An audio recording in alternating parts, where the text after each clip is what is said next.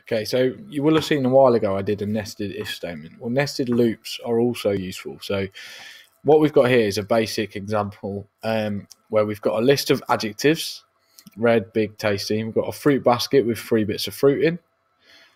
So what we're going to do is we're going to loop through each word in the adjective. Then for each word in the adjective, we're then going to loop through each fruit in the fruit basket.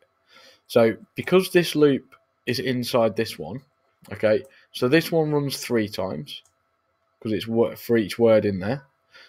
This one runs 3 times. So on the first instance of this running, this is going to run 3 times. The second time this loop runs, this is going to run 3 times. And the third time this one loops, this will run 3 times again, which means in total, this line of code here will execute 9 times. Right, so if we run it, see if you can understand what's happened. So it's picked red out here. So while it's just doing the first word in the adjectives, red, it's then looping through each of fruit in the fruit basket. It's printing out red and then the fruit. So you can see red apple, red banana, red cherry.